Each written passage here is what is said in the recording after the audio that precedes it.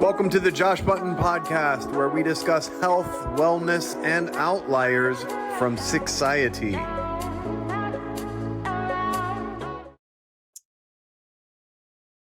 Welcome back to the Josh Button Podcast. Today is episode 50, and I've entitled it Creating Counterculture.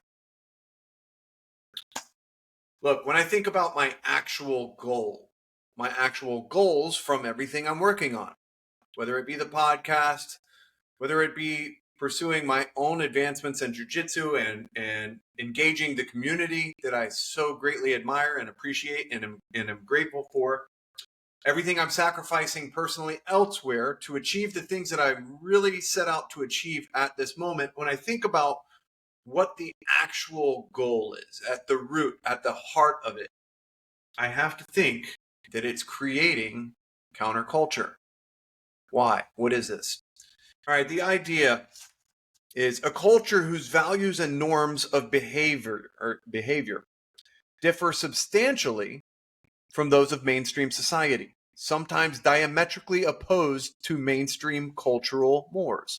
What are mores? Mores is the manner, custom, usage, or habit, societal norms. Let's go over that again. Counterculture. It's a culture whose values and norms of behavior differ substantially from those of mainstream society, sometimes diametrically opposed to mainstream cultural norms. Opposed to mainstream cultural societal norms. Do we not feel this collectively? That this is necessary to progress, that this should be encouraged at every stop? Why? We have to openly look inward, look at ourselves, and admit we are a sick society. Overall, we are a sick society. We are a society in decline in many ways. You do not have to look far, 3 degrees of separation, to see somebody who is unhappy, unhealthy, and doesn't have much hope for that changing. Does not have much to look towards in their future that's to be really excited about, as they are in decline. And there is nothing more unfortunate than this reality for myself. Some of the people I love, some of the people I associate with, and some of the people that I call friends, I feel are stuck in this rut and have accepted the fate of decline. And I do not want that for myself, but I do not want that for anyone else either. One of the things that I've been challenged with, especially in the last few years and very much so recently, is how to change someone's mind or offer a different point of view that they will seriously entertain. Something that goes against their beliefs, something that goes against what they've accepted and what is truly real to them. We all know there are individuals that are really far off the deep end, that are believing things that are absolutely atrocious, things that are absurd, and are practicing things that are not good for them on the regular because they think this is what is normal and this is what they expect from themselves and all those around them. And we don't have to talk about just masks and just the COVID hysteria, but we can look at normal daily activities that people do every day, whether it be drinking alcohol, whether it be eating processed, ultra-refined, not food as food, and engaging in behaviors and habits that are just not, well, very human. They're inhuman, and they're inhumane behaviors to do to themselves over and over and over again. But we've accepted this. This is the societal norm. And those that are living a holistic lifestyle, those that are taking good care of themselves and practicing ancestral tenets, is most definitely a counterculture. There are several different areas that we can look at collectively and decide that, we've gone wrong. And literally, I don't know how you can view it any other way if you're looking at it with an honest, open point of view. Allopathic has failed us. It's failed miserably. We are getting sicker, not healthier. Everybody likes to point out the uh, longevity and throw around all these obscure statistics which would suggest, oh, we're living longer, or that, certain groups of people are living longer. And well, in the grand scheme of things, we've improved so many things about the human environment, and we should be living so much longer based upon those improvements, those standards that have been risen. But we are getting sicker and sicker and having ailments much earlier and being dependent much earlier in life. So how do we create, how do we embrace, and how do we grow counterculture? Like I said, one of the challenges for myself has been getting people close to me even to entertain ideas that differ with their belief system, with their point of view. And there is the Socratic method that a lot of people will point out, where you're simply asking questions and you're having the person that you're engaging come to conclusions on their own, and it is most definitely a better way of teaching than just openly debating. I've found this to be true time and time again, that I think I'm quite capable of sitting in debate with somebody and explaining to them all my rationale for why I live the way I live, why I make the choices I make, that they do not perceive as the norm, but it doesn't change their opinion about what they should do for themselves. You can tell somebody until you're blue in the face that what they believe is wrong and what you have come to believe is right, but it's not going to really change any minds. So, teaching counterculture, in my opinion, first, I think the best thing for myself was finding different areas of counterculture to engage and to become part of myself and to grow in. And jiu-jitsu for myself, as many of you do know, is a big part of my life. And I've come to realize that it is because the jiu-jitsu community is counterculture in itself. Any growth mindset community is somewhat counterculture, in my opinion, because I would say mainstream societal norm is just to live, just to exist, just to entertain yourself and move from one dopamine hit to the next, whether that be synthetic, whether that be laziness and just pure entertainment being brought to you, whether it's eating the crap that people eat every day just to get that momentary fix, or it's becoming dependent upon allopathic remedies for life. For life. There are so many people that have been prescribed things for symptoms that they never addressed the root cause of in the first place, and have accepted these dependencies. That is the mainstream societal norm. How do we convince these individuals that have accepted 2 to 3 prescriptions from their doctor, from their trusted authority figure, that they will probably have to take forever? How do we engage them in a way that makes them ponder that choice, the root of those choices? I wish I had the answers to this. This is not something I have a cut and dry solution to, because if I did, I would have already helped out several people close to me and gotten them off of these medications. I think about it all the time, like people close to me that are dependent upon these formulations that their body is not lacking in any way, shape, or form. Why they can't look to me as an example of what's really possible. And this isn't, again, not a bragging point for myself.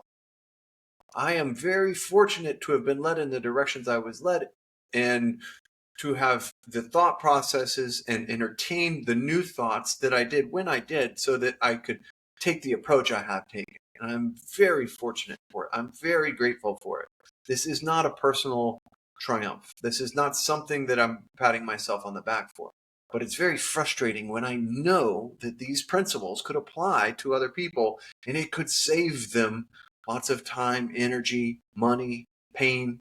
They could perform better, they could feel better, they could have a better quality of life across the board if they were willing to entertain the alternatives, the possibility that maybe what they believe now and what they're dependent upon now is not the best way. Debate just doesn't achieve the desired results for me. I've won the debate so many times. I've won them. I've proven point after point after point with individuals that are close to me, and then just witness them do the same thing over and over. It's incredibly, well, it's disappointing because you're trying, and it's upsetting, of course, because you are guiding and you have your heart in the right place, and you're really hopeful that what you're offering to somebody will help them. But if they're not changing their own point of view, if they're not changing their own beliefs, they're not going to take an alternate route, regardless of what you say in debate. Information alone does not inspire change. I have presented many cases of people that have used elimination diets to cure ailments and to get off medications. And I've shown statistical results from people engaging breath work and having a regular breath work and meditation practice and de-stressing and really recovering their bodies. I've shown plenty of examples of people reversing diabetes, of losing a plethora of symptoms and losing a ton of weight. And it's showing it's possible over and over and over again. But with debate and with these facts and with these statistics and with these examples, the person that I cared most about receiving this information pretty much let it go in one ear and out the other and did not relate it to their own personal situation. Just did not believe that this could lead to the same results for themselves. And why not? It's so frustrating. It's so frustrating. How can we best lead people to a holistic path, especially when they're already sick and dependent? I don't have the answers. Engaging the Socratic method and asking question after question, it depends on the person you're having this conversation with and this dialogue with coming, well, forthright and open and really wanting open dialogue and wanting to be open to discovery and open to the questions themselves and perhaps leading them to the point where they can admit what their current belief system is or what their current practices are just isn't working anymore, and open the door to other alternatives, to remedies that have worked for other people as if they will work for them. They need to believe it will work. Otherwise, it won't work anyways. We've talked about that before. So jiu-jitsu community for me is, like I said, growth mindset community, and somebody in a community that I've embraced and I'm extremely grateful for, who is a counterculture community. No matter what you want to say about certain individuals in there that might rub you the wrong way as far as personality traits or egos or any of the other problems that people bring into every equation in every community in the world, the collective group, the collective community, they're going against mainstream societal norms. They're already a counterculture. So in this place, I feel like these individuals within the community are far more open to counterculture points of view and things that aren't necessarily mainstream. One good example, and we've talked about this on here before as well, is there are so many people that will never ever entertain conspiracy theories. It's just not within their element. It's not within their abilities. It's not who they are. It's not what they want for themselves, and they just refuse. However, in the jiu-jitsu community, I think the percentages of people that will at least entertain different ideas, different belief systems, without being attached to either one, is far higher. Now, you will still find there is plenty of subject matter that people will not approach honestly, will not allow themselves to take seriously until perhaps they've come to that place. And I've said this before, I've said it, say it again. Nobody, in my opinion, wanted to be a flat earther of all things. I don't think most people wanted to be an anti-allopathic medicine person. Literally, it would be far easier to believe that my doctor's got all the answers, go in every 6 months for a checkup, whenever he says I need to work on something or take something, just do it, follow along. And that's the method that's going to give me the longest life and the highest quality of life. However, when you know that that's failed you, or it's failed someone close to you over and over and over and over again, and you do embrace and grow this countercultural, well, ideology, or this willingness to entertain opposing views and holistic measures and other things that are not mainstream, it does open the wormhole, so to speak. Once you have had something major in your life that you have dismissed as, oh, that was my point of view, and all of these pieces of evidence have factored into my no longer believing that at all, but I'm still open to other points of view. In my opinion, there is no greater sign of intelligence than to be able to entertain both points of view, different ideas. And there is a famous quote out there that says basically as much, that a true sign of intelligence is in entertaining opposing views without being extremely attached to one or the other. Being able to steel man an argument. Can you present the other side of a debate or a conversation's point of view? I think a lot of us in the holistic community and on the holistic field, whatever you want to call it, I think we could steelman the pharma salesman's point of views on a lot of these things just as well as they can. I think look, once upon a time, I believed that you should take a pill to treat a fever until I had seen evidence in both other things I was learned and other situations that I had observed and in my own life. When I observed myself get a fever,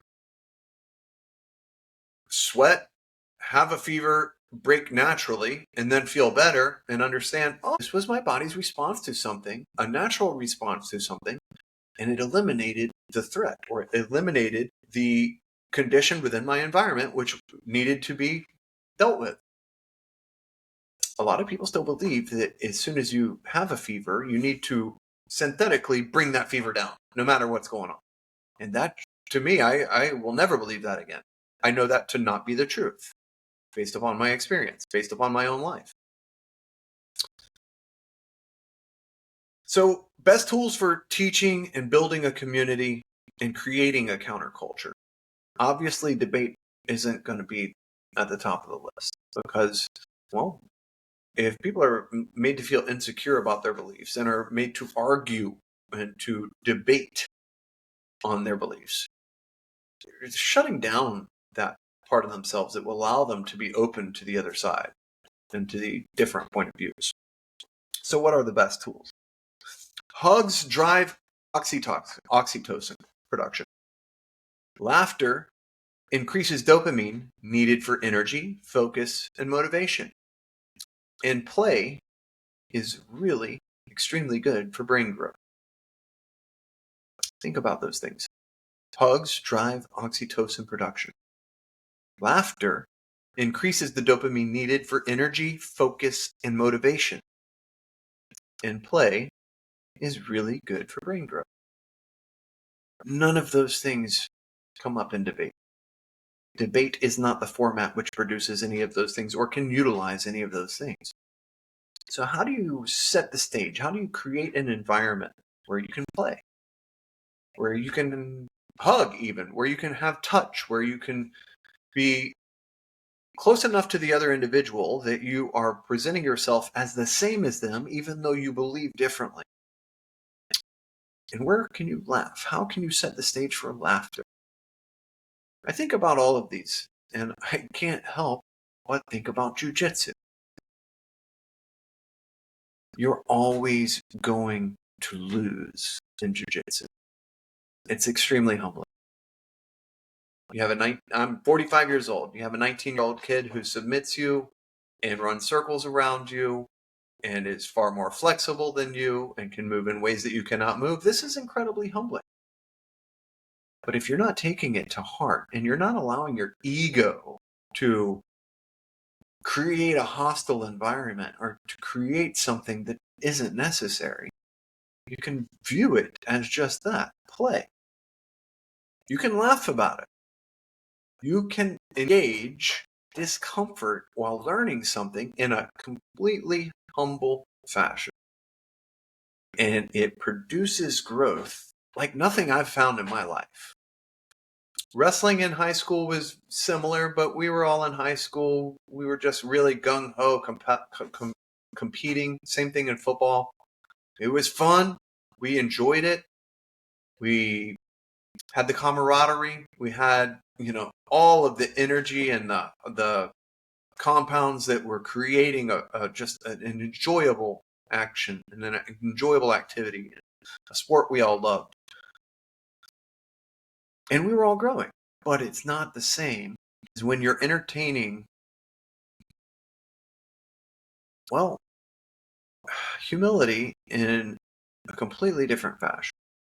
When you are putting yourself out there, you're sacrificing the ego. You're sacrificing parts of yourself that will allow you to have these illusions and these delusions about what you're capable of or who you are really.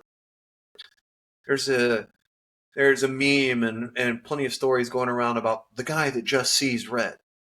And that's the guy who's sitting on his couch every night, who's not actively training or engaging combat in any way, shape, or form, who swears he can win a fight or an altercation because he just sees red when he gets mad. There is no greater delusion. Sure, there's plenty of great delusions, but this one is really rampant in society. And I would venture to say still the majority of, and the most part of society, the societal norm in this regard is confidence that is completely based in nothing. It's irrational. It's absolutely a lie. It's a lie to themselves. It's a lie because it's based in nothing more than ego.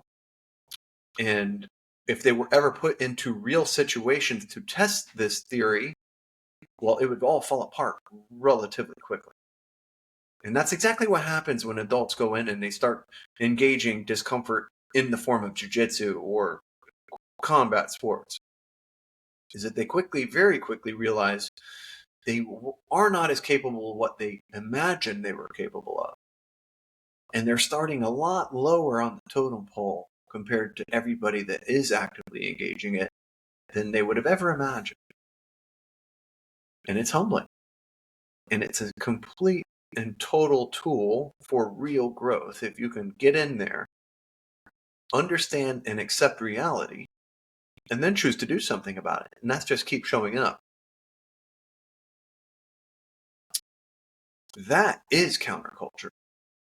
And being counterculture, embracing counterculture, and growing counterculture is probably the best thing we can do. Yes, it involves sacrificing comfort, engaging discomfort, accepting the truth, what's real, what our capabilities really are, and in entertaining different points of view.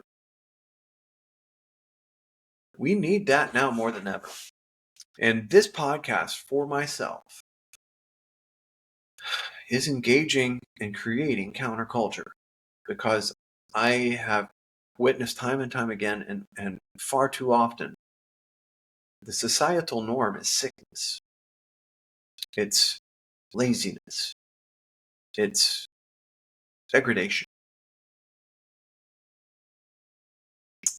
When I think about my goal for all of this, that's exactly what it is. Embracing and growing and engaging counterculture. May we find the best ways to share what has worked for us to achieve results that are not mainstream results, that are not part of this sick society, that are not average. Because average outcomes and average awareness and average lifestyles at this moment are, to be quite honest, pretty miserable in the grand scheme of things. Unfortunately, because we live in a great time. No matter what anybody tells you, it's a great time to be alive. We are all far better off for being born now than a couple hundred years ago. And if we only knew what we had, we wouldn't take so much for granted. The opportunities for freedom, abundance, and a happy and healthy life are better now than they ever have been. But going along with the crowd, being part of the mainstream, being part of the consistent average is not going to get it done for us. And we should be lifting those up around us as much as possible. Obviously, searching and seeking for the best method to do so, which is exactly what I'm doing now. Hopefully, the more I pick up on and the more you pick up on, the more we'll be able to share with those around us who mean the most to us to help them avoid the average outcomes. I'm Josh Button. This was episode 50. I'm stoked to look back at the last year, and I know I've accomplished a lot for myself. I hope I've accomplished some things for my audience, for all of you.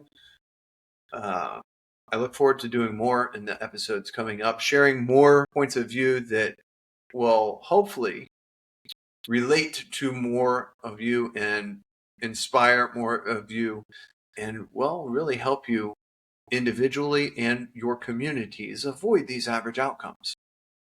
Let's grow. I'm Josh Button. Thanks for joining me. I will see you all again soon for episode 51.